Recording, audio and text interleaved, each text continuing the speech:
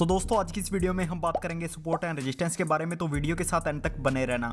तो support and resistance एक zone होता है, जोन का मतलब ये एक लेवल होता है। अगर हम सिंपल शब्दों में कहें तो सपोर्ट का मतलब है जिस जगह पर बायर्स बैठे हैं। चलिए इसे एक एग्जांपल से समझते हैं। मान लीजिए सोने का प्राइस 50,000 रुपए है, लेकिन सिर्फ एक दिन के लिए सोने का प्राइस 25,000 हो जाए तो क्या आप इसे खरीदेंगे? अगर सिर्फ एक दिन के लिए सोने का प्राइस 50% तक कम हो जाता है तो आप ही नहीं दुनिया के बहुत सारे लोग इसे खरीदेंगे, क्योंकि उन्हें पता है प्राइस गिर रहा है तो हमें ये सस्ते में मिल रहा है, तो बहुत सारे लोग इसे खरीद लेंगे। मार्केट में हर चीज की लिमिटेड सप्लाई होती है। जब हम शेयर खरीदने की बात करते हैं तो शेयर भी अनलिमिटेड नहीं है। तो यहाँ पर सप्लाई डिमांड और सप्लाई प्रिंसिपल काम आता है। जैसे ही खरीदा जाएगा डिमांड बढ़ जाएगी और सप्लाई कम हो जाएगी। तो सपोर्ट क्या होता है? जहां पर बायर्स बैठे हैं। मान लीजिए आपने 25,000 के प्राइस पर गोल्ड खरीद लिया, अब गोल्ड का प्राइस हो गया 70,000, तो आप कभी तो प्रॉफिट बुकिंग करना चाहेंगे क्योंकि प्राइस बढ़ गया, अब इसे बेच देते हैं। तो जैसे ही आप इसे बेचेंगे मार्केट में सप्लाई आ जाएगी। पहले सप्लाई कम थी लेकिन अब सप्लाई आ जाएगी। अगर सप्लाई आ जाएगी तो कीमत फिर से घट जाएगी। तो सपोर्ट क्या है? जहां पर बायर्स बैठे हैं। और रेजिस्टेंस क्या है? जहां पर सेलर्स बैठे हैं। अगर हम सिंपल शब्दों में कहें तो सपोर्ट का मतलब बायर्स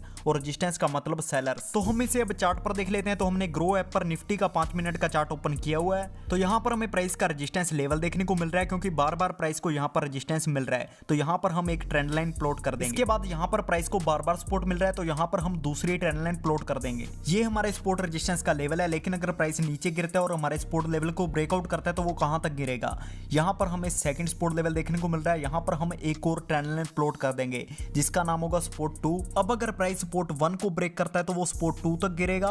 अगर प्राइस इससे भी नीचे गिरता है तो वो कहां तक गिरेगा? तो चार्ट पर हमें यहां पर लास्ट सपोर्ट लेवल देखने को मिल रहा है। तो यहां पर हम एक और ट्रेंड लाइन प्लॉट करेंगे जिसका नाम होगा सपोर्ट 3। आपको चार्ट पर ऑटोमेटिक कुछ लाइंस देखने को मिलती हैं जिनमें पिछले दिन का डाटा काफी इंपॉर्टेंट होता है। इनसे भी हमें सपोर्ट रेजिस्टेंस का पता चलता है। अब अगर प्राइस नीचे गिरता है तो वो सबसे पहले हमारे सपोर्ट 1 को ब्रेकआउट करेगा। अगर प्राइस उससे भी नीचे गिरता है तो वो हमारे सपोर्ट 2 को ब्रेकआउट करेगा। अगर मार्केट में बहुत बड़ा क्रैश आता है तो ही प्राइस हमारे सपोर्ट 3 को ब्रेकआउट करेगा। यही सेम चीज आपको रेजिस्टेंस में भी देखने को मिल जाएगी। इसी तरीके से आपको रेजिस्टेंस के लेवल बना लेने हैं। आई होप आपको इस वीडियो से काफी कुछ सीखने को मिला होगा। फिर मिलेंगे ऐसी एक नई इंटरेस्टिंग वीडियो के साथ।